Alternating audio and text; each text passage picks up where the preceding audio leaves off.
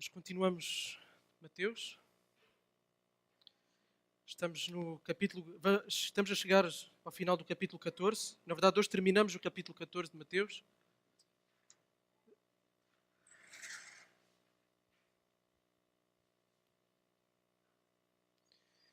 E hoje vamos ver aquele que é um evento bem conhecido do ministério de Jesus. Um evento que, quando a gente pega naquelas Bíblias das crianças e conta para as crianças as histórias, está lá narrado esta história. E desde o final do capítulo 13, que nós temos estado a ver como Mateus está a falar de uma forma mais evidente, de uma forma mais desavergonhada, de uma forma mais óbvia acerca da identidade de Jesus. Ele está a querer mostrar quem Jesus é de facto. Ele tem feito naturalmente isso ao longo do livro, mas agora são episódios da vida de Jesus em que Jesus mais abertamente está a revelar a sua identidade e em que somos confrontados com situações, interações, onde esta identidade fica manifesta. Primeiramente, nós vimos no capítulo 13 aqueles que se recusaram a vê-lo mais do que o filho do carpinteiro, mais do que o filho de Maria, mais do que o irmão dos seus irmãos. Não quiseram ver quem Jesus era. Arranjaram desculpas para não verem quem Jesus era. E aí nós vimos que pessoas que não querem aceitar os factos óbvios acerca de Jesus sempre vão arranjar desculpas esfarrapadas. Sempre vão arranjar argumentos esfarrapados para não se renderem a Ele.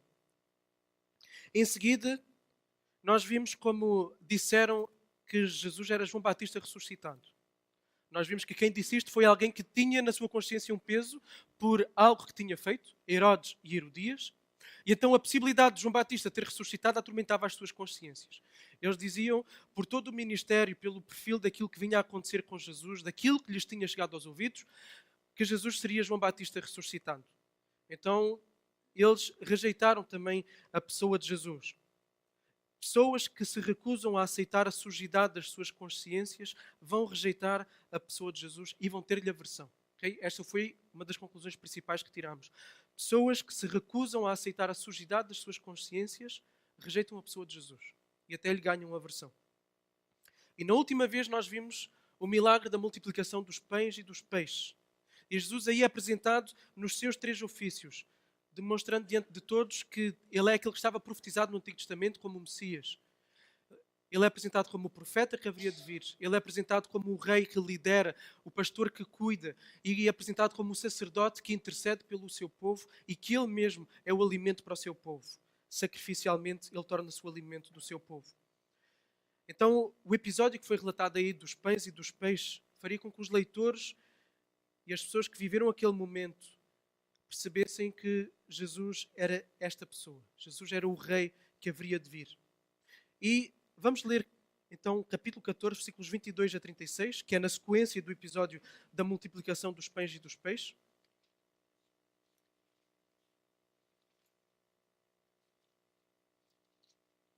Mateus 14, 22 a 36.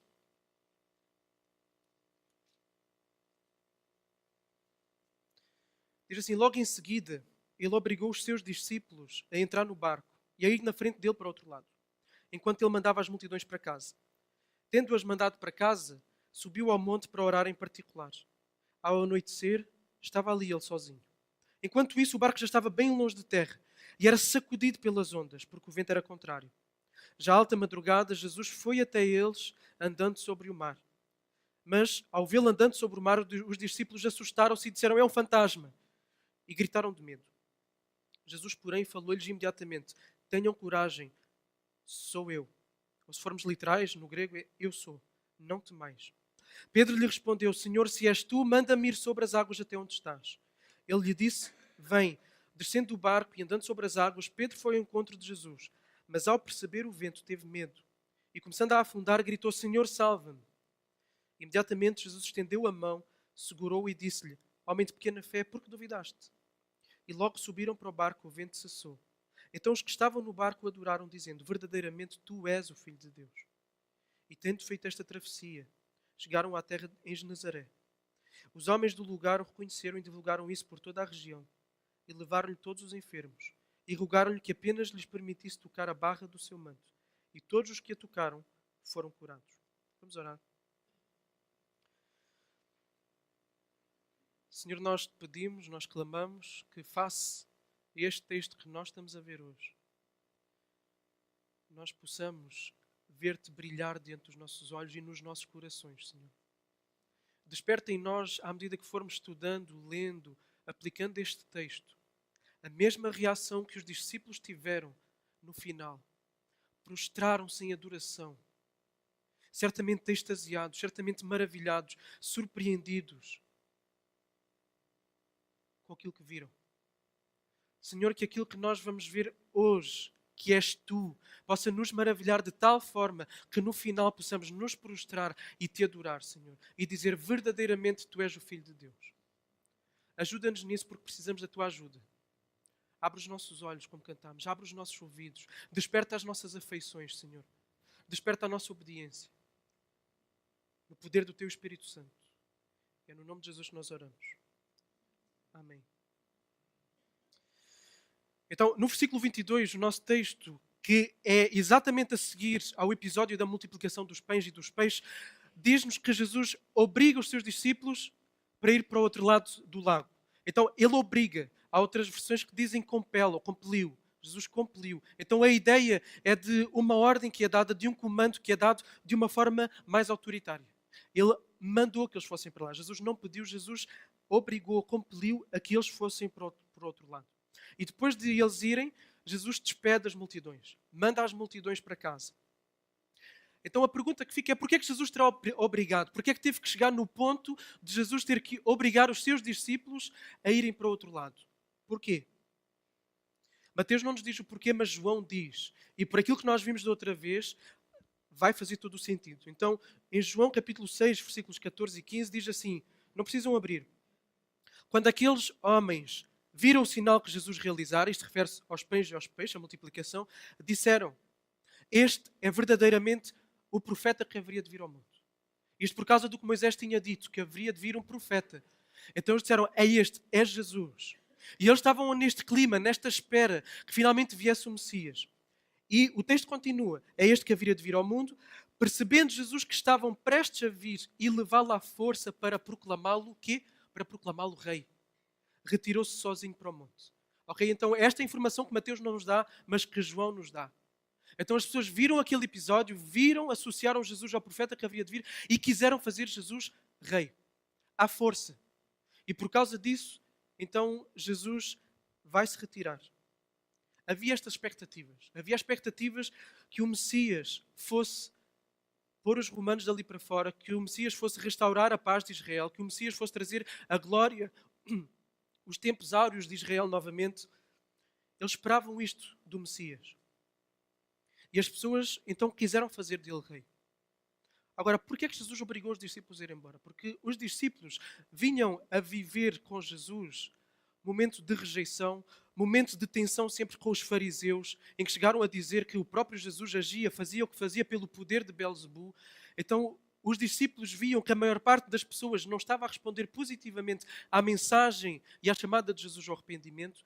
Ao verem estas multidões a quererem fazer de Jesus rei, os discípulos que também ainda não tinham compreendido bem porque é que Jesus tinha vindo e tinham também na cabeça deles, por causa da sua educação, por causa do seu conhecimento, por causa da instrução que tiveram, também tinham na mente deles que Jesus devia ser este Messias conforme toda a gente esperava que fosse.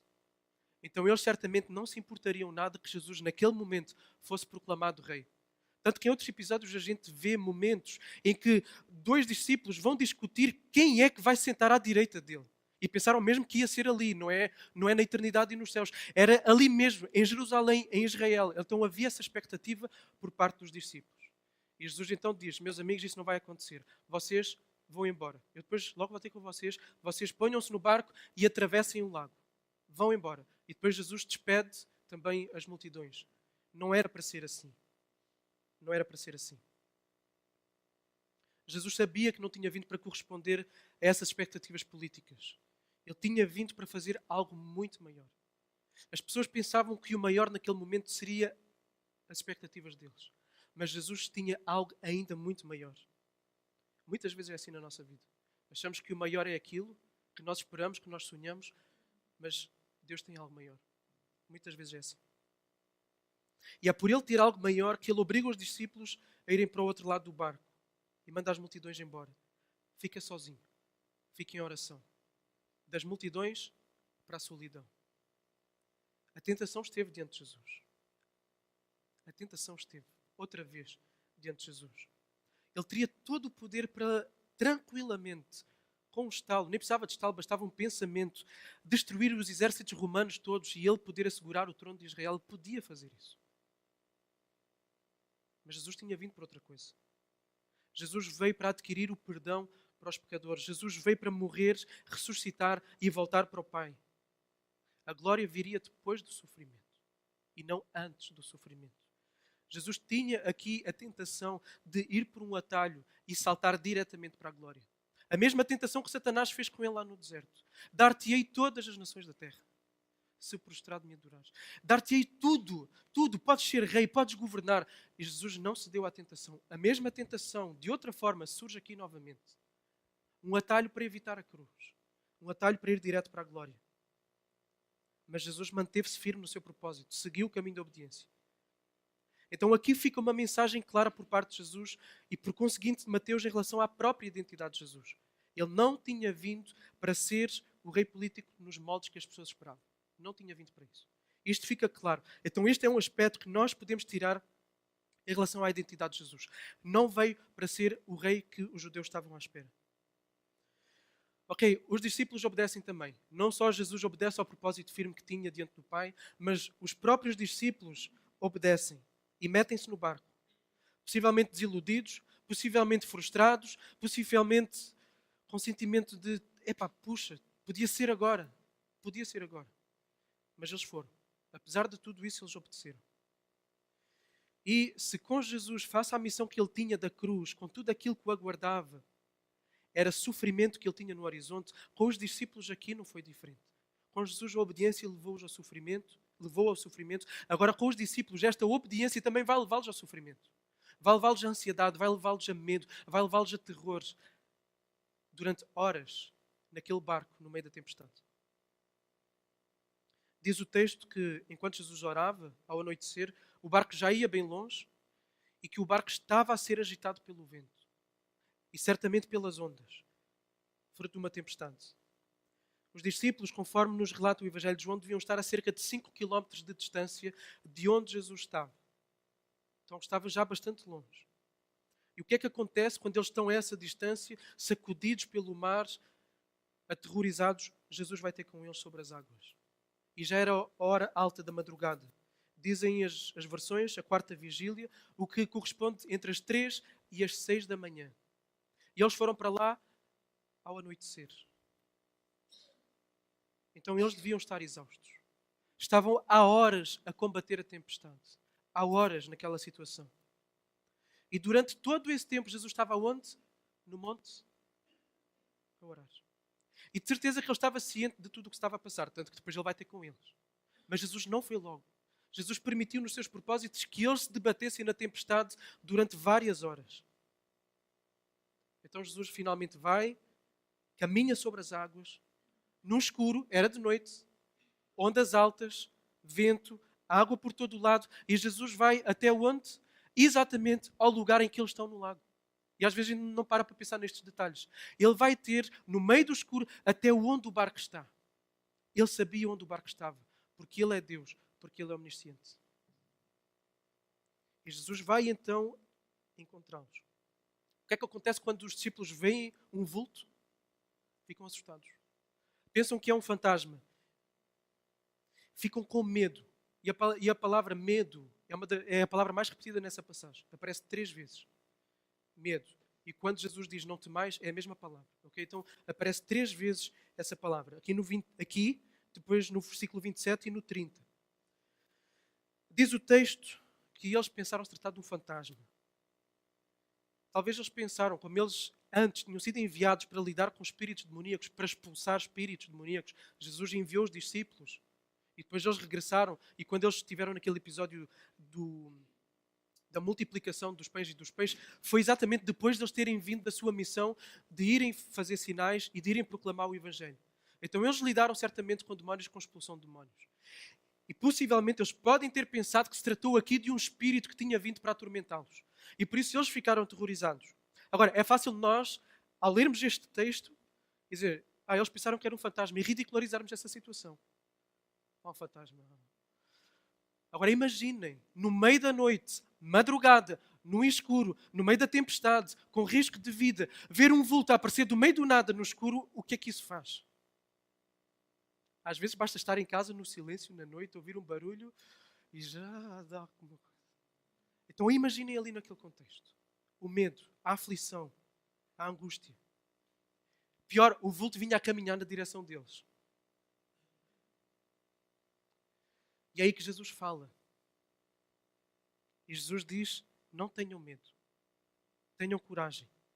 Jesus diz, ego eimi, que é o grego, que quer dizer eu sou. E se nós formos à Septuaginta, a Septuaginta é a tradução grega do Antigo Testamento, é exatamente a mesma expressão que é usada quando Deus se revela a Moisés na sarça, quando Deus diz, eu sou. Mas como é que eu vou te apresentar? Quem é que vou dizer que tu és? Tu dizes, eu sou. E Jesus chega aqui no meio do caos, no meio da tempestade, no meio do medo, no meio da ansiedade, no meio da angústia. Diz, não tenham medo, eu sou. Pedro vai interagir daquela forma que a gente sabe que Pedro é impulsivo. Se és tu mesmo, então que eu vá ter contigo aí. Que eu possa ir caminhar sobre as águas e ir ter contigo, aonde tu estás. Ou seja, o que ele está a dizer é, eu quero mesmo ter a certeza que és tu. Porque se fores tu, eu vou poder fazer a mesma coisa que tu estás a fazer. E o que é que a voz responde? Vem. Vem. E a prova de que era de facto Jesus e não uma falsificação de alguma coisa qualquer, é que Pedro tira o pé de dentro do barco, coloca fora do barco e começa a caminhar sobre a água. A fazer aquilo que a ciência não consegue explicar. O sobrenatural. Só que Pedro não demorou muito para começar a afundar. Conhecemos bem este episódio. Não demorou muito para que Pedro começasse a ver os seus pés a começarem a descer para a água. Isto porque a fé dele começou a naufragar no medo. Ele teve medo porque ele olhou para a tempestade, ele olhou para as circunstâncias, ele olhou para o escuro, ele olhou para tudo à sua volta e ficou com medo. A partir do momento em que o medo chegou, a fé diminuiu. A partir do momento em que a dúvida chega, a fé diminui. E foi isto que aconteceu com Pedro. Agora, Pedro, o que é que ele fez numa situação em que há um afogamento? Clamou. Pedro clamou, salva-me, Senhor, salva-me. O que é que Jesus faz de forma imediata? E o texto diz de forma imediata. Essa expressão também aparece 2 vezes, imediatamente. Então, imediatamente Jesus lança a mão, segura na mão de Pedro e puxa-o para cima. E Jesus diz o que a Pedro? Homem de pequena fé. Porquê uma pequena fé? Porque Pedro permitiu que a sua fé diminuísse a ponto de ele se afundar. Então eles voltam para dentro do barco e instantaneamente o que é que acontece assim que eles pisam no barco outra vez? A tempestade cessa. Instantaneamente a tempestade para. Então eles veem não só que Jesus anda sobre as águas, mas eles veem que assim que Jesus entra dentro do barco, a tempestade cessa milagrosamente. Parecido a um outro episódio que nós já vimos. E diante de tudo isto, a reação que os discípulos têm é o quê? Prostrarem-se e adorarem Jesus. E fazerem pela primeira vez da boca deles a afirmação verdadeiramente és o Filho de Deus. Esta é a primeira vez que os discípulos fazem esta afirmação de forma categórica.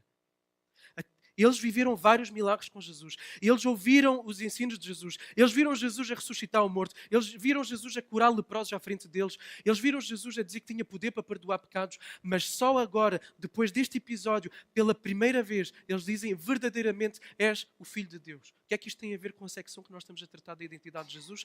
Tudo. Tudo. Esta é a identidade de Jesus. Verdadeiramente tu és o Filho de Deus.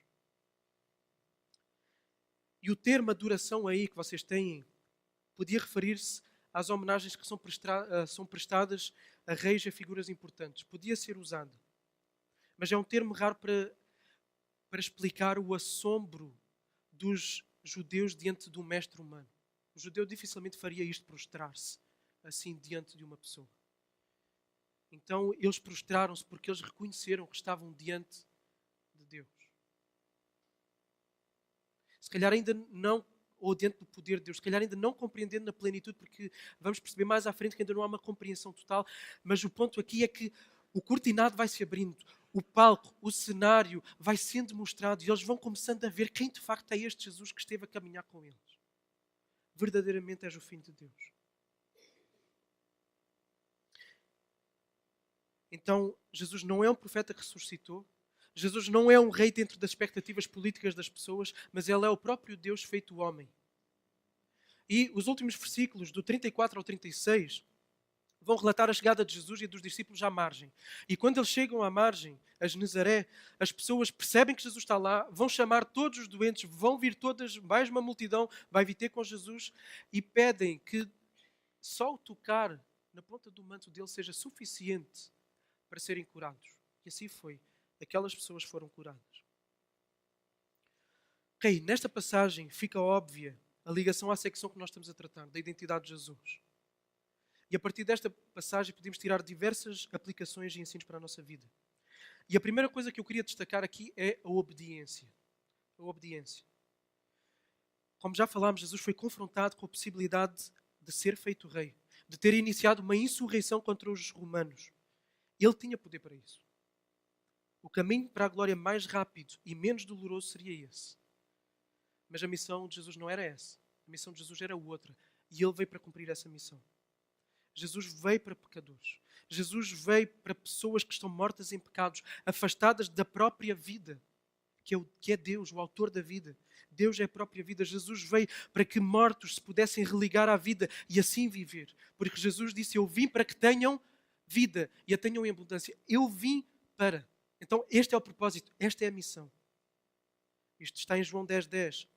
Jesus disse também a Marcos 10:45 que o Filho do Homem não veio para ser servido, mas para servir e dar a vida em resgate por muitos. Jesus veio para servir e para dar a vida. Jesus veio para comprar a salvação do seu povo. Qual é o preço? A sua própria vida. Cada ser humano nasce escravo de uma vontade egoísta, escravo de uma vontade pecaminosa, escravo de uma vontade que quer fazer só aquilo que o satisfaz e que o agrada, e, se possível, de forma imediata. Escravo de uma vontade que, se for preciso, esmaga os outros para obter aquilo que quer. E daí vem a inveja, daí vem a desobediência aos pais, daí vem a mentira, daí vem o roubo, daí vem o adultério, daí vêm todos os pecados. Uma vontade que está escrava de ser centrada em si mesmo e de querer a glória para si mesmo, ao ponto de não querer dar glória para Deus. E por isso não ama a Deus, nem ama o próximo. O ser humano nasce nesta condição. Toda a destruição vem daí, vem desta natureza. Agora Deus é o oposto de tudo isto. Deus é amor. Deus é bom, Deus é perfeito, Deus é justo, Deus é sábio. E por causa disso, por Ele ser exatamente bom, e às vezes as pessoas têm dificuldades em compreender isto, é pelo facto de Ele ser bom que Ele não se pode relacionar com o pecador. De forma rápida, o percurso habitual que se faz é dizer, por Ele ser justo, não se pode relacionar com pessoas pecadoras, ímpias e más. Mas é exatamente por Ele ser bom que Ele não pode tolerar o mal. Não pode conviver com o mal. Então Ele não se pode relacionar com pecadores. E foi por isso que Jesus veio. Foi por isso que Jesus veio, para que pecadores possam ser perdoados por Deus, para que pecadores possam ter um relacionamento com Ele.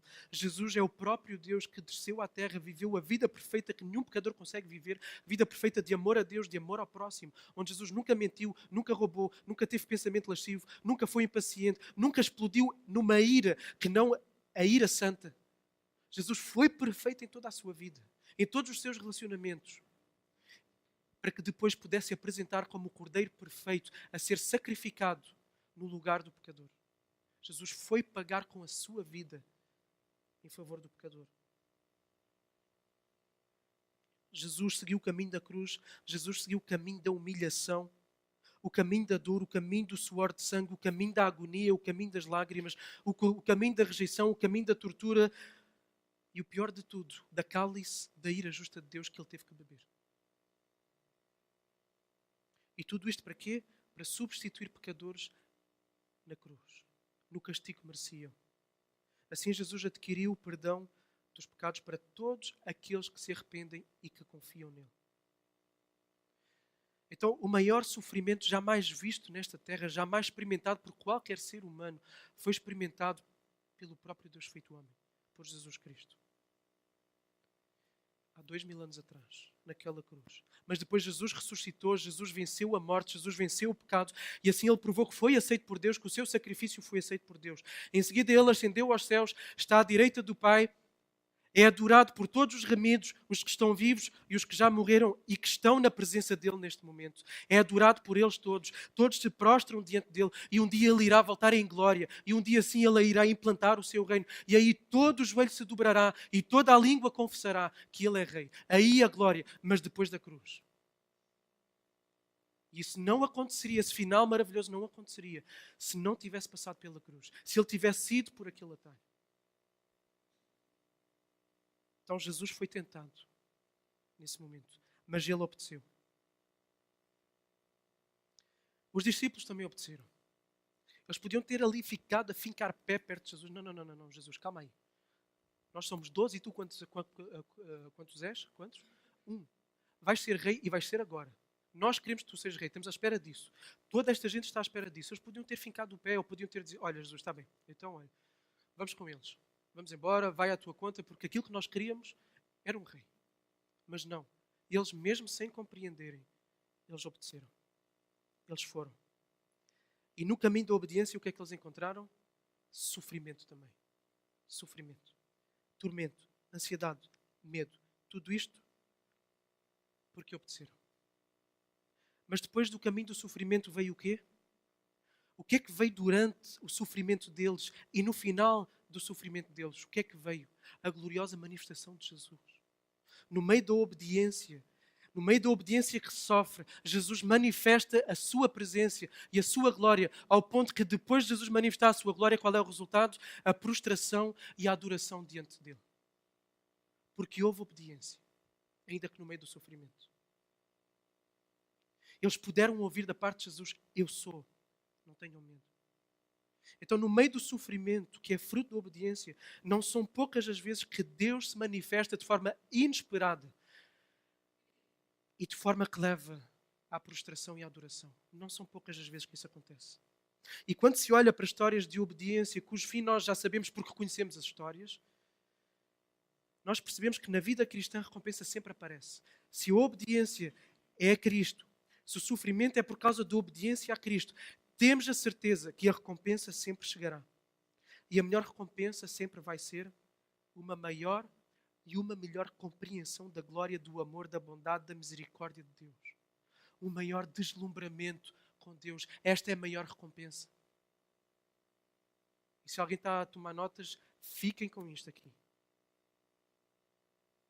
A recompensa que vem na obediência que sofres, é uma maior e uma melhor compreensão da glória, do amor, da bondade, da misericórdia de Deus. E isso leva-nos a um maior prazer nele, maior deslumbramento com ele, maior maravilhamento com ele, maior adoração. Então podemos resumir 3 aspectos sobre a obediência a partir daqui. O melhor é sempre obedecer.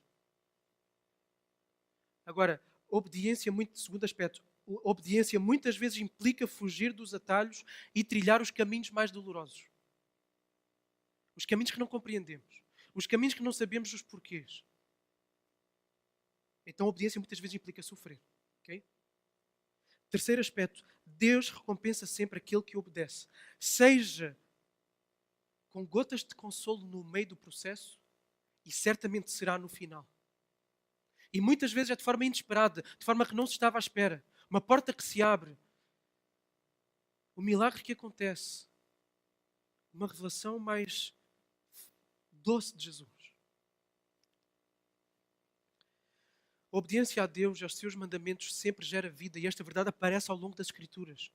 Não vida propriamente física, apesar de que também, por exemplo, a Bíblia diz para nós tomarmos conta bem do nosso corpo, da nossa saúde, porque nós somos o templo do Espírito Santo. Então, se obedecermos nessa área, procurando ter um estilo de vida saudável, por exemplo, vai gerar vida. Okay? Então, a obediência pode gerar vida física também, vida biológica.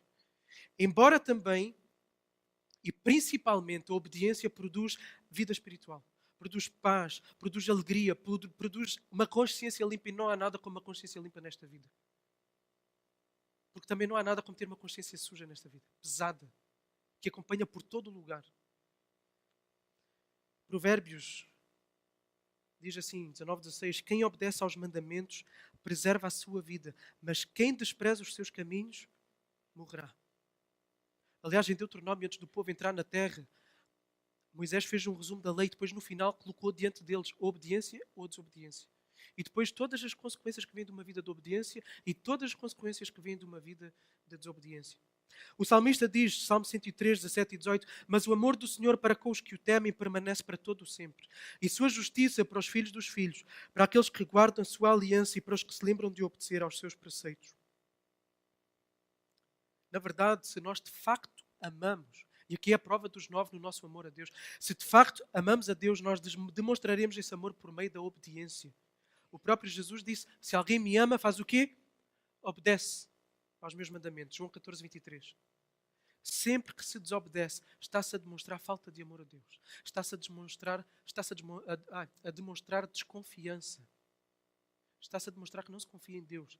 Porque está-se a demonstrar que aquilo que eu tenho diante de mim e que é contrário àquilo que Deus pede e que Deus espera, eu acho que vai ser melhor do que aquilo que Deus tem para mim. Por isso eu vou trilhar este caminho. Então é falta de confiança em Deus, falta de amor a Deus. A obediência implica em muitas vezes abrir-se mão dos caminhos fáceis, mais apetecíveis. De abrir mão dos caminhos que têm retorno às vezes mais imediato, a curto prazo. Daquilo que se quer. Mas só aqueles que são capazes de viver assim é que vão viver coisas que nunca imaginaram. Vão viver a bênção da obediência. E não há nada como a bênção da obediência. A bênção da obediência é doce. Já a desobediência inicialmente pode parecer doce ao paladar. Ir atrás de uma tentação, na hora, a gente pode parecer que é aquilo que vai satisfazer. E de facto, a gente mete na boca, é doce no início. Mas depois, no verdadeiro crente, produz amargura, produz mal-estar, produz nojo, produz vergonha. É indigesto. O rei Saul, a dada altura, quis ir por um atalho. Ele quis ficar com os despojos de uma batalha que Deus disse para não ficar. E o que é que acontece? Deus envia Samuel para repreender e disse, um versículo muito conhecido: por acaso o Senhor tem tanto prazer em holocaustos e sacrifícios, quanto em que se obedeça à sua voz? Obedecer é melhor que oferecer sacrifícios. E o atender, melhor que a gordura dos carneiros. Ou seja, obedecer, uma vida de obediência, uma vida que diante das decisões que se encontra no dia a dia, uma vida de obediência é melhor do que uma vida religiosa, do que uma vida em que se vem cantar, do que uma vida em que se vem orar, do que uma vida em que se procura fazer boas ações em favor dos outros, boas obras.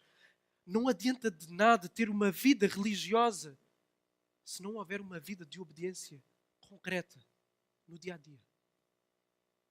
A adoração a Deus é importante, mas se for desacompanhada de uma vida de obediência, de andar com Deus humildemente, todos os dias, de nada serve. Deus quer obediência no dia a dia.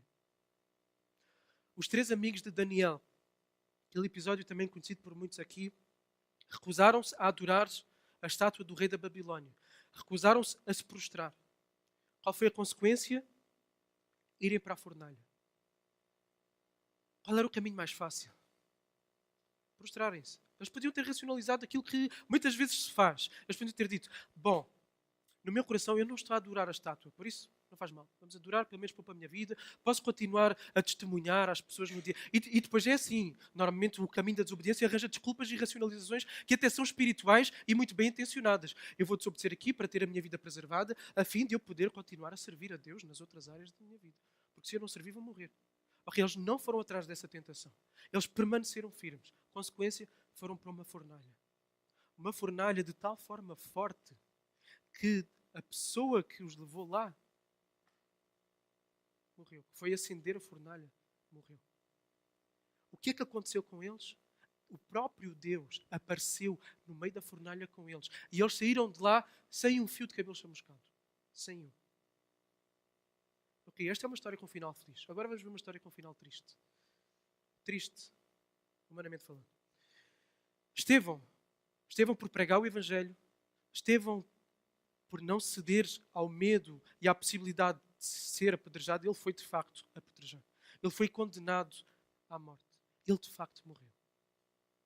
Qual foi o consolo que ele teve? Qual foi a recompensa?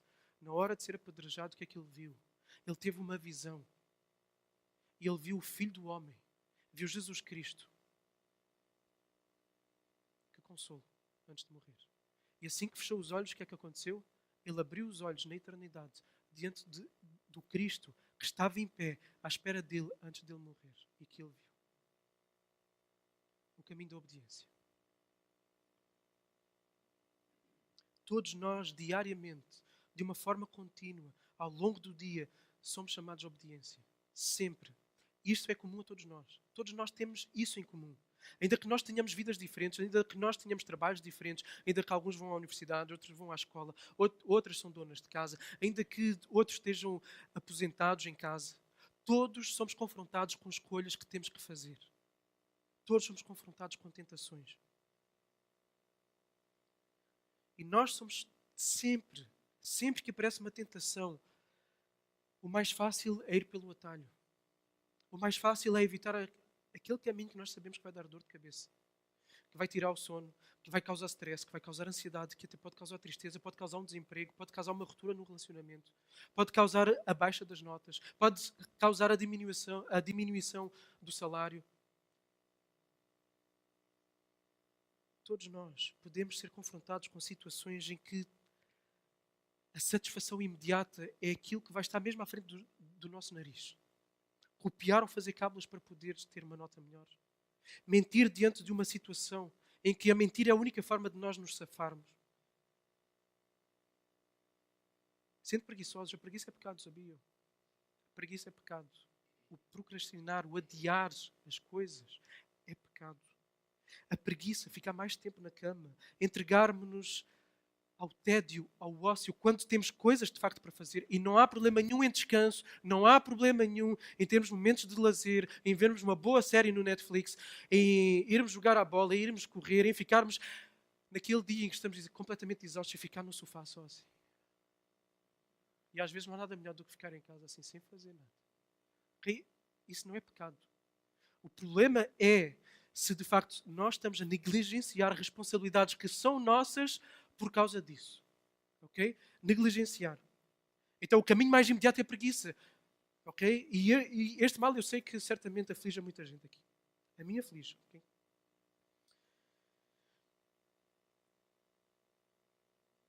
Outro caminho imediato, por exemplo, a negligência no cuidado da família. Numa conversa chata que é preciso ter com um dos filhos. Por causa de algo que a gente sabe que não é o melhor caminho para ser trilhado. E normalmente aqui o que é que acontece? Normalmente, quem é o líder, o pastor do lar? O pai, o marido. Okay? Normalmente, os maridos fazem o quê? Vai lá tu falar com ele. Vai lá tu falar com ela. Tu és a mãe, tu compreendes de uma forma diferente. Vai lá tu, vai lá tu. Okay? Agora, pais, mães, às vezes podem se abster de ter estas conversas mais difíceis, porque de facto são difíceis, podem causar atrito, vão causar tensão, vão trazer uma refeição chata, vão dar uma noite mal dormida, mas a conversa é necessária.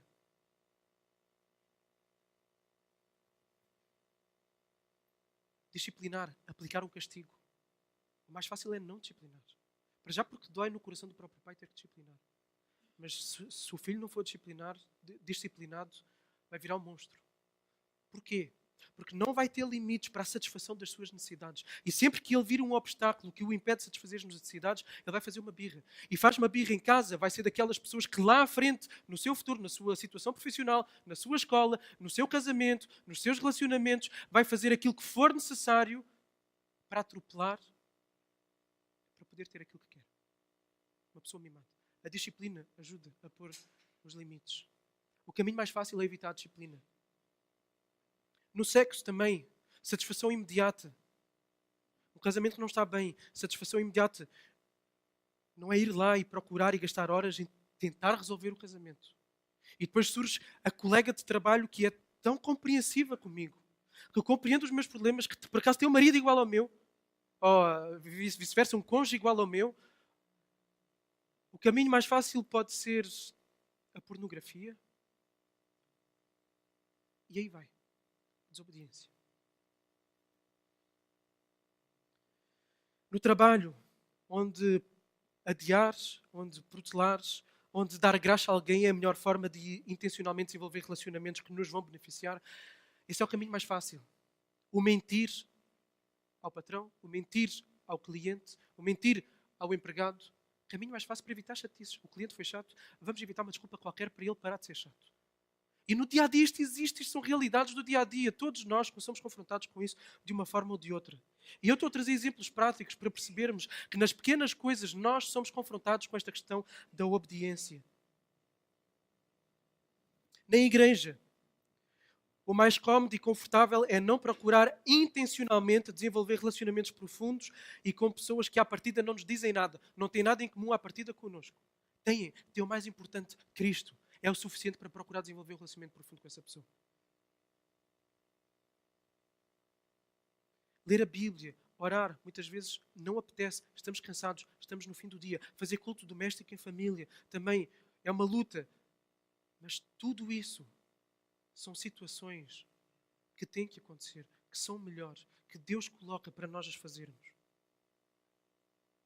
E eu podia dar muito mais exemplos, mas quero mostrar, e certamente vocês têm também na vossa vida situações de que possam ter lembrado. O ponto aqui é que temos um caminho a escolher, ou da obediência ou da desobediência. E saber que muitas vezes o caminho da obediência é o caminho do sofrimento.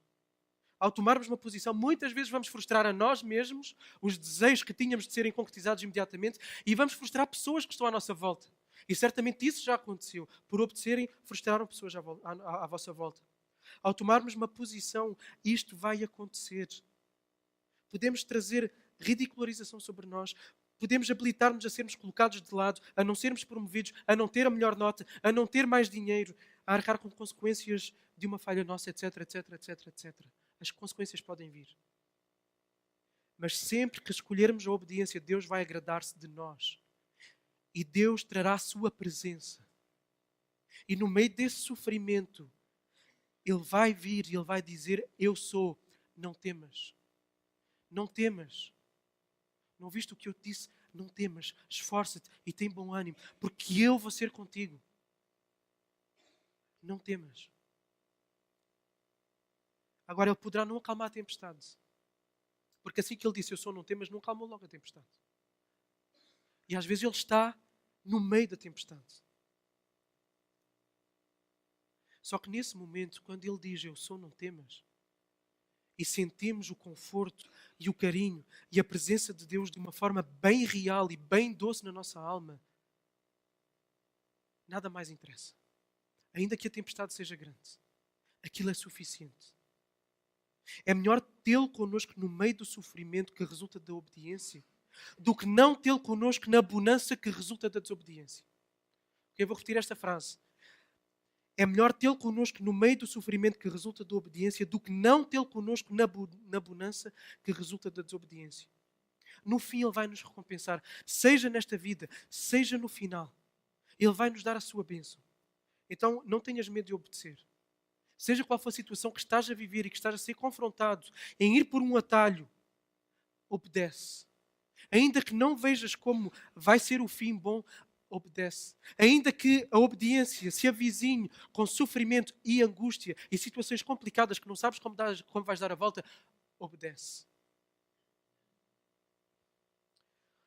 Okay. Outra certeza que o cristão pode ter a partir deste texto é que quando está na noite mais escura, sujeito às intempéries mais violentas contra a sua alma, aterrorizado e angustiado por aquilo que estiver a viver, o seu Senhor sabe. Jesus estava no cimo do monte. Jesus estava a orar. Os discípulos estavam no meio da tempestade. Mas Jesus sabia. E quem sabe, isto é especulativo, mas quem sabe Jesus não estivesse a orar por aquele momento de prova dos seus discípulos. Ele é omnisciente, Ele é Deus, Ele sabe todas as coisas, Ele é Deus que vê.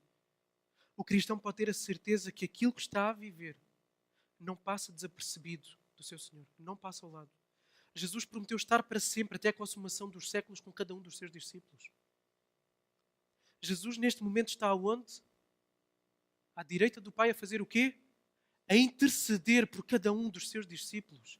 Jesus sabe, Jesus está a interceder. Ele pode não estar a intervir. Ele pode estar a deixar a sensação de que estamos ali e de que estamos sozinhos. Porque não vemos as coisas acontecer, porque não vemos o milagre chegar. Mas Ele sabe. Ele tem um propósito para tudo.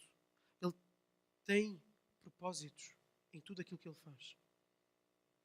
Então, quando estivermos no meio da tormenta, quando estiveres no meio da dificuldade, e se estás no meio de um desses momentos, diz para ti mesmo aquilo que é a palavra, prega a ti a palavra e diz: o meu Senhor sabe, Ele está a ver. É também por ser Deus que Jesus andou sobre as águas. Nenhum profeta antes andara sobre as águas. Moisés, o mais proeminente de todos os profetas, aqueles que os judeus tinham como o grande profeta. O que é que ele fez em relação à água? Andou no meio dela. Sobre as águas ninguém tinha andado. Não há nenhum relato de alguém andar sobre as águas, senão o de Gênesis capítulo 1. O que é que diz em Gênesis capítulo 1? O Espírito de Deus pairava sobre a face das águas. Agora o próprio Deus anda sobre as águas. A ligação. Outro detalhe. Quando o Espírito de Deus lá em Gênesis capítulo 1 pairava sobre a face das águas, como é que era a terra? Sem forma e vazia. Era o caos. Quando Jesus andou sobre a face das águas, era o caos da tempestade. E quando Ele falou, quando Ele entrou no barco, tudo se acalmou. Foi isso que o Espírito de Deus fez lá na criação. Criou todas as coisas, trouxe a luz, trouxe o dia, trouxe a noite, trouxe os seres vivos, trouxe tudo. Trouxe ordem ao caos. Jesus, ao caminhar sobre as águas, ao ir ter com os discípulos, veio trazer ordem sobre o caos. Porque Ele é Deus. Esta doutrina é essencial à fé. Se nós deixarmos de afirmar que Cristo é Deus, nós perdemos o cristianismo. Por isso é que as testemunhas de Jeová pregam heresia. Ao não aceitarem a divindade de Cristo, como sendo o próprio Deus feito homem. Toda a fé cristã é construída em cima disto. Em Colossenses, Paulo diz: Ele, Jesus, é a imagem do Deus invisível. Ou seja, Deus é invisível. Queremos saber como é que é a imagem do Deus invisível? Jesus. Jesus é a imagem do Deus invisível. Ele é o primogênito sobre toda a criação, porque nele foram criadas todas as coisas, nos céus e na terra, as invisíveis e invisíveis. Sejam tronos, sejam dominações, sejam principados, sejam poderes. Tudo foi criado por Ele e para Ele. Ele existe antes de todas as coisas e nele tudo subsiste. Não só Ele criou, como Ele mantém todas as coisas. Ele é Deus. Jesus é Deus. E é exatamente por Cristo ser Deus que Ele pôde caminhar em direção à humanidade, tal como Ele foi em direção aos discípulos naquela noite. Jesus fez o impossível ao caminhar sobre as águas. Mas Jesus fez o impossível, fez mais impossível do que o impossível ao caminhar sobre a morte e sobre o pecado para vir em direção à humanidade e trazê-la para junto de Deus. E assim foi o verdadeiro impossível. Nenhum ser humano teria capacidade de pagar uma dívida infinita contra um Deus infinito. Só Cristo, sendo Deus infinito, poderia fazer. Só Deus. A dívida é infinita. E ela é infinita. Nós podemos pensar que os pecados são limitados a esta vida, que no máximo podem ter 80, 90 ou 100 anos. E que são mentirinhas, e que são roubos, quando comparado com uma eternidade de sofrimento. Mas o ponto é que a dívida é infinita, não pela qualidade do pecado, mas contra quem o pecado é cometido. É cometido contra um Deus que é 3 vezes santo, contra um Deus que é amor, contra um Deus que é justo. Deus é infinito em glória. E é por causa disso que a dívida do homem é infinita. Então não podia ser um ser humano que podia pagar pela dívida do homem. Tinha que ser o próprio Deus, feito homem, Deus infinito, em amor infinito, pagando na cruz pelo pecado. E aí ele andou sobre o caos. Sobre o caos do pecado do homem. Sobre o caos de todas as consequências do pecado. E ele faz este trabalho de restauração.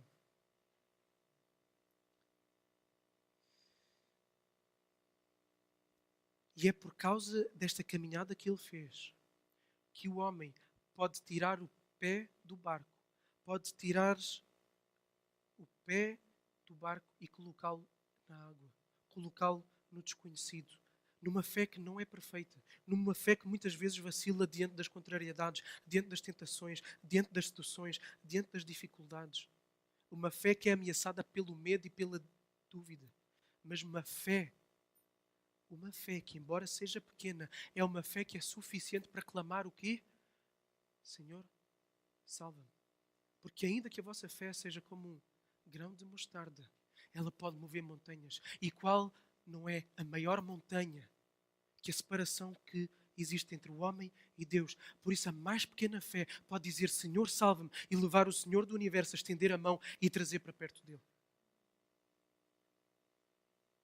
Porque Ele não esmagará a cana quebrada, nem apagará o pavio que fumega. Cristo nunca deixa que os seus naufraguem na fé. Nunca. Aquilo que aconteceu com Pedro aqui é apenas uma ilustração daquilo que vai acontecer de facto com ele mais tarde. A dada altura, mais à frente, num diálogo entre Jesus e Pedro, Jesus predisse que Pedro negaria. E disse: Simão, Simão, Satanás pediu-me para vos peneirar como o trigo, para vos tentar. Mas eu intercedi, eu roguei, eu orei por ti para que a tua fé não esmoreça. E depois, quando te converteres, ou seja, quando te voltares para mim, fortalece os teus irmãos. E depois foi que Pedro disse: não, nunca te vou negar, não sei o quê. Jesus disse que ia interceder por ele, porque ele ia ser tentado por Satanás. E o que é que aconteceu de facto? Ele negou Cristo. Negou 3 vezes. O que é que aconteceu depois da negação? Assim que Pedro tem consciência daquilo que fez, ele sai, e o texto diz-nos, ele chora amargamente. Ele percebe aquilo que ele fez. Ele conecta os pontos com aquela conversa que ele tinha tido com o seu mestre lá atrás. E ele percebe que fez aquilo que ele tinha dito que nunca faria. Depois, mais tarde, Jesus ressuscita, Jesus volta. E Jesus vai ter uma conversa de restauração de Pedro. Uma conversa em que Jesus faz uma pergunta a Pedro. Qual é a pergunta? Tu me amas? Quantas vezes Jesus faz essa pergunta? 3. Jesus percorre o caminho que Pedro não conseguiu percorrer e restaura Pedro no lugar onde ele está. E restaura Pedro para que depois ele possa então fortalecer os seus irmãos. Então Jesus podia ter dito: ok, Pedro, estás desqualificado para o ministério. Pedro, tu não podes pastorear as minhas ovelhas. Pedro, tu não podes ser o líder da igreja que eu vou fundar a partir de agora. Não dá. Estás riscado, estás desqualificado. Mas não, Jesus não quebra a cana quebrada. Jesus não apaga aquele pavio da vela que está quase a apagar. Jesus não faz isso. Jesus vai e restaura. Jesus reacende a chama. Foi isso que Jesus fez com Pedro. As ovelhas de Jesus nunca vão ser arrancadas da sua mão. E esta doutrina é uma das doutrinas mais lindas com a qual nós podemos nos confrontar. A perseverança dos santos. Aqueles que são de facto seus, aqueles que são verdadeiramente dele, vão até ao fim. Ainda que no meio andem assim, ainda que no meio vacilem, ainda que no meio duvidem, ainda que no meio se afastem, no final eles vão voltar e eles vão clamar: Senhor, salva-me. E eles vão ver Cristo a fazer isso. Imediatamente a puxar de volta. Há outro aspecto importante a destacar também, e é o seguinte: Pedro andou nas águas porque Jesus andou primeiro. Okay? Fica com esta ideia. Pedro andou nas águas porque Jesus andou primeiro. O cristão, no poder de Cristo, pode fazer o impossível também. Não estou a dizer que todos os crentes agora vão andar sobre as águas. Vamos ali para a Ria Formosa e vamos tentar andar sobre as águas. Se não vai acontecer, vai ser uma figura ridícula. Okay? Não façam isso. No dia a seguir está o Correio da Manhã a noticiar isso. Então, o que é que se refere? É que o cristão, no poder de Cristo, poderá fazer coisas que só o Espírito do próprio Cristo, que agora habita no cristão, pode fazer. O Espírito de Cristo agirá nele e agirá por meio dele. O pecado na vida do cristão pode ser vencido. Porquê? Porque Cristo venceu o pecado. Por meio de uma vida de obediência perfeita, por meio da morte na cruz. A impaciência na vida do cristão pode ser vencida, não por vias do legalismo, mas porque Cristo foi paciente. A inveja pode ser vencida porque Cristo não invejou. A lascívia e o adultério podem ser vencidos porque Cristo foi puro. Qualquer vício pode ser vencido por Cristo. Nunca se deixou seduzir. A ganância pode ser vencida porque Cristo não se deixou ir atrás das riquezas e da glória e do poder dos homens. O amor genuíno desinteressado é possível porque Cristo amou incondicionalmente. A morte será vencida porque Cristo venceu a morte. E isto é o Evangelho para a vida toda, para todos os dias. O Evangelho não é só para os descrentes, para que nós falemos de Jesus e eles se arrependam e se convertam. O Evangelho é para nós todos, todos os dias. É por isso que a obediência é sempre o melhor caminho. É por causa disso que o sofrimento, no meio da obediência, ganha sentido. Por causa disto. É por isso que passos de fé no meio do escuro são necessários. Para que no fim o cristão possa ver a glória de Deus. Possa ver a misericórdia de Deus. Possa ver este Cristo que, apesar da fé que naufraga, Ele não vai deixar afogar. Ele vai trazer para cima. Mais obediência, maior probabilidade de sofrimento. Mas quanto maior a obediência e o possível sofrimento, e quanto mais forem os passos de fé, mais doce vai ser a experiência da salvação. Mais doce será a experiência do refúgio, da segurança que há em Cristo. Maior será a revelação da sua glória. E quanto mais houver esta revelação da sua glória, qual vai ser a reação? Adoração, prostração, deslumbramento, prazer em Deus.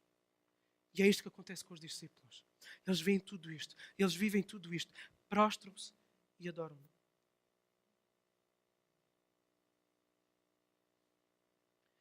O cristão, no caminho da obediência, no caminho do sofrimento por obedecer, no caminho dos passos de fé no escuro, vai poder afirmar como Jó: com os ouvidos eu tinha ouvido falar a teu respeito, mas agora os meus olhos te veem de uma forma como eu nunca te vi antes.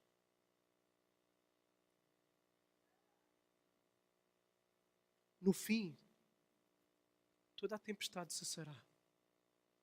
Quando Cristo voltar ou quando Ele chamar o crente para casa, toda a lágrima será enxuta. Toda a luta dará lugar ao descanso eterno. Toda a dor dará lugar à alegria plena, sem interrupção, que ninguém pode roubar ou destruir. Então Cristo é totalmente compassivo.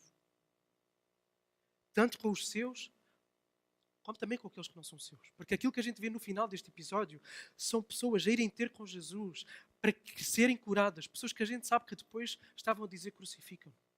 Ainda assim Jesus foi compassivo com eles. Então esta é uma característica da identidade do verdadeiro Filho de Deus. Ele é compassivo. E há pessoas aqui, nesta manhã, que podem estar a passar por momentos duros. Momentos tão duros como se calhar nunca viveram até hoje. Mas eu espero que nesta manhã possam encontrar conforto, descanso em Cristo. Neste Cristo. No único Cristo, o verdadeiro Deus. O sofrimento é uma experiência muito própria, muito individual, muito subjetiva. Por isso é que é difícil de avaliar o sofrimento dos outros e tentar fazer graus de comparação de sofrimento. Em que uma pessoa pode estar a passar por uma situação muito grave, e o sofrimento dela é real, mas uma pessoa que pode estar a passar por uma situação menos grave, o sofrimento dela também é vivido com intensidade. Então o sofrimento é uma experiência que é muito própria de cada um. E por isso, tantas vezes, no meio das situações difíceis, sentimos sozinhos. Embora outras pessoas possam ter passado por algo semelhante ou por algo pior, e até se possam estar do nosso lado e procuram nos ajudar naquilo que é necessário, a verdade é que a dor é tão nossa, que nós sentimos sozinhos naquilo. É ou não é? Uma pessoa que passa por um luto, uma pessoa que perde alguém, certamente outras pessoas que passaram por luto vêm ter com ela. E se calhar foi uma situação ainda mais dolorosa. Pode ter sido repentino, pode ser uma pessoa mais jovem. Enfim, foi uma situação dolorosa. Mas o ponto aqui é que o sofrimento é tão pessoal que é real e doloroso e angustioso na vida de quem o sofre. Mas a verdade é que, embora essa sensação de estar sozinho possa acontecer, o facto é que Jesus sabe. Jesus sabe desse sofrimento. Jesus sabe. Jesus sabe não só porque Ele é omnisciente, mas Jesus sabe também porque o sofrimento que Ele passou é totalmente inexprimível pelas nossas vozes. Não pode ser descrito no mais belo quadro, não pode ser melodiado na mais bela música e não pode ser visionado no mais belo dos filmes. Não pode ser descrito por nada neste mundo o sofrimento que Ele passou. Então Ele sabe. Ele sabe o teu sofrimento. Ele sabe a tua dor. Ele sabe a tua angústia. Que essa verdade possa te confortar. Mas a principal verdade que deve nos confortar, que deve te confortar, é que se tu és o Filho de Deus, se tu és filho de Deus, é porque Ele foi até a ti um dia. Ele foi ao teu encontro. O Deus criador de cada átomo, o Deus criador de cada galáxia, o Deus que sustenta cada galáxia e cada átomo dessa galáxia, foi até ao teu encontro. Porque não fomos nós que o escolhemos, foi Ele que nos escolheu. Não fomos nós que o amámos primeiro, foi Ele que nos amou primeiro. Não fomos nós que fomos no meio do caos à procura dele, porque nem sabíamos onde o encontrar. Porque como a Bíblia diz, as pessoas tateiam e não o encontram. Ele veio até nós. Ele veio até mim. Ele veio até ti. Ele foi até ti. E Ele deu-te a fé para que tu pudesses tirar o pé do barco. Para que tu pudesses tirar o pé da vida centrada em ti mesmo. Do conforto da tua vida, de pecado não confessado. Fora de um conforto, de um estilo de vida à tua maneira. Ele deu-te a fé para que tirasses o pé daí. Para ires até Ele. Com a fé que confia que Ele é a única e suficiente forma de ser salvo. Uma fé se calhar titubeante, uma fé que se calhar vacilante, mas uma fé suficiente para dizer: salva-me, Senhor, salva-me. Então que cada um de nós saiba que se hoje nós queremos nele, se nós somos filhos de Deus, se nós somos uma nova pessoa, com uma nova vida, uma nova esperança, é porque Ele veio até nós. Ele nos encontrou.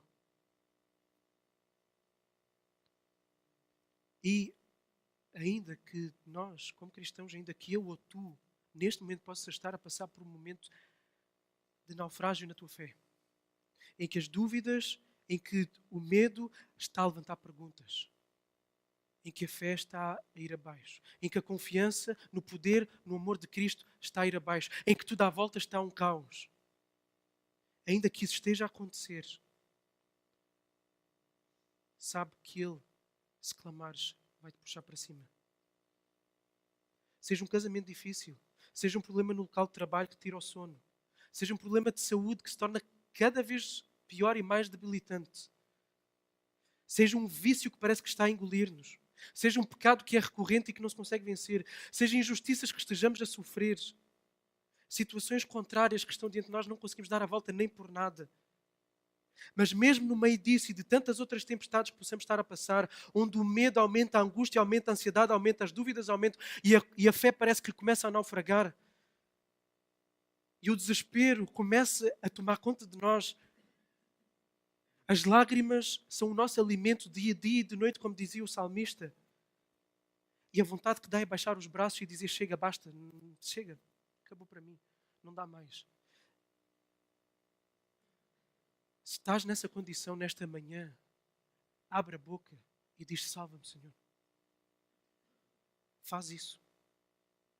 Faz isso no teu coração agora mesmo, no teu coração, em pensamento. Se estás no meio de uma situação dessas, diz: Senhor, salva-me, eu não aguento, eu não sei como é que vai ser. Salva-me. Salva-me. Ele vai-te puxar à superfície. Ele não se vai fazer surdo. Ele não te vai abandonar. Ele vai-te dar forças. Ele vai-te dar amizades. Ele vai-te dar cristãos que vão estar do teu lado. Ele pode abrir portas. Ele vai-te dar um novo ânimo. Vai recobrar a tua fé para que possas então enfrentar a tempestade. Para que possas vencer.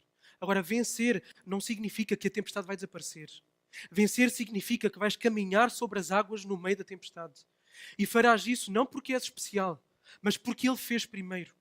E porque Ele colocou o seu Espírito em ti. Então podemos vencer porque Ele venceu. Por isso clama: salva-me. Salva-me, Senhor, salva-me. E ao venceres, ao caminhares sobre todas as circunstâncias, Quando a gente trilha este caminho da obediência, e ainda que caiamos e depois o Senhor nos restaura, à medida que este processo vai acontecendo, nós vamos ver crescer em nós o fruto do Espírito.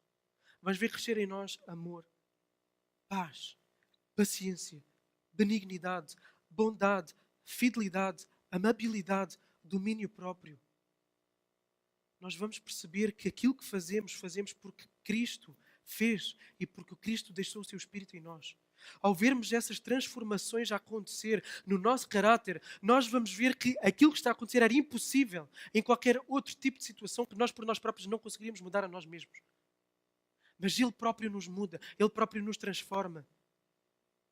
Ele veio ao nosso encontro, colocou-nos em segurança, capacitou-nos, fortaleceu-nos e finalmente, um dia toda a dor irá terminar. Toda a lágrima irá terminar, todas as lutas contra o pecado, contra vícios, todas as lutas contra o caos da nossa vida, tudo isso irá terminar porque Ele voltará e estaremos com Ele para sempre, em paz e em alegria eterna para sempre. Ponto final. Ponto final não, ponto e vírgula, porque é o início da maior bela história de todas.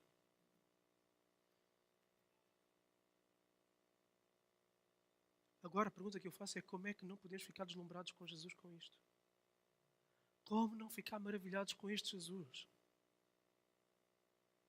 Que vem ao nosso encontro. Que sempre que vacilamos estica a sua mão. Que nos restaura. Que faz tantas tempestades da nossa vida cessarem de uma forma completamente inesperada. E se eu pedisse testemunhos nesta manhã, certamente haveriam alguns de vocês que testemunhariam situações em que foi o inesperado, o milagre aconteceu. Como não podemos ficar deslumbrados e maravilhados com Cristo? Como não pode Cristo ser mais doce para nós hoje mesmo, depois de lidarmos com isto? Cristo torna-se mais doce. Cristo torna-se mais maravilhoso. Cristo torna-se mais glorioso. E não há outra possibilidade senão nós nos prostrarmos diante dele e dizermos verdadeiramente: és o Filho de Deus, és o meu Rei, és o meu Salvador. És tudo para mim. Como não? Como não?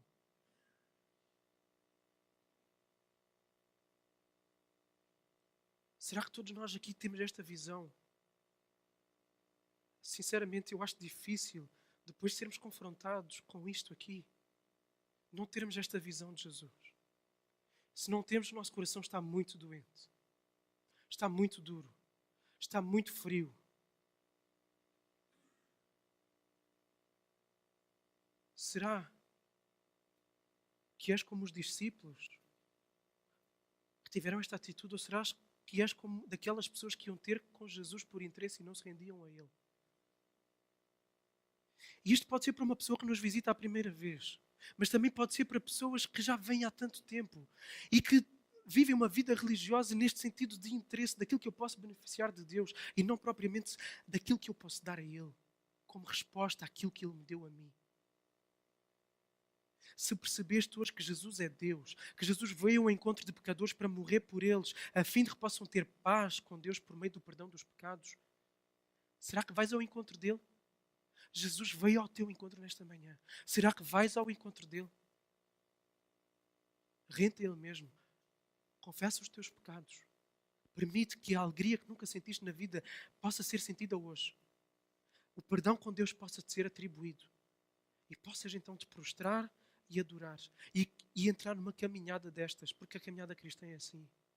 É cheia de momentos em que somos chamados para o lago, vem a tempestade, mas Jesus vem até nós, a glória dele brilha e nós prostramos e adoramos e temos uma revelação cada vez maior de quem ele é. Isto é vida cristã, isto é maravilhoso. É maravilhoso. E é tão bom viver isto, que eu espero, imaginem o que é toda a nossa igreja viver isto. Todos, cada um de nós, eu, tu, a pessoa que está do teu lado, a pessoa que está atrás de ti, a pessoa que está à tua frente, todos nós vivermos esta estrada da obediência, apesar do sofrimento, uma obediência que permanece firme, uma obediência que dá passos de fé, uma obediência que vê Jesus manifestar-se e que prostra-se diante dele em adoração. Como é que não será uma igreja que vive isto, em que todos vivem isto? Uma igreja que cresce na fé, uma igreja que cresce na adoração, depois uma igreja que transborda isto para fora. Vamos orar. Senhor, obrigado. Obrigado pela revelação de Ti mesmo a nós, Senhor, porque nós não merecemos absolutamente isto. Senhor, Tu vieste até nós. Se nós estamos aqui se nós temos alegria na nossa vida, se nós temos-te a Ti, temos o perdão dos pecados, é porque Tu vieste até nós. E se nós estamos aqui, apesar dos nossos vacilos, apesar das nossas negações do Teu nome tantas vezes na nossa vida, é porque Tu não quiseste quebrar a cana quebrada, nem quiseste apagar o pavio que fumega. Tu puxaste a mão e nos trouxeste para cima. Vieste no meio do caos, enfrentaste o caos, a ira de Deus, para que nós pudéssemos caminhar sobre o caos, sobre o pecado e a morte, tranquilamente, agarrados à mão do nosso Salvador, para onde seremos levados para dentro do barco, a cessação de todo o pecado, de toda a morte, a eternidade contigo para todo o sempre. E és Tu o nosso Salvador, és Tu o nosso Rei, nós prostramos diante de Ti, Senhor. Prostramos diante de Ti. E eu peço que nesta manhã, se há quem ainda não Te tenha como Salvador, Senhor, depois disto, possa se render a Ti, possa clamar: salva-me, salva. Faz esse trabalho que só Tu podes fazer. Convence, Senhor, convence, Espírito de Deus, convence, mostra o pecado, mostra o horror do pecado, mostra o horror da condenação, mas mostra a doçura que há em Cristo e no Seu perdão, Senhor. E que haja salvação nesta manhã. Que haja salvação. Que haja aqueles de nós que estão afastados possam voltar para Ti. Que haja deslumbramento, maravilhamento. Que haja prazer em Ti. Despertos em nós, uma vez mais, um pouco mais, nesta manhã. No nome de Jesus. Amém.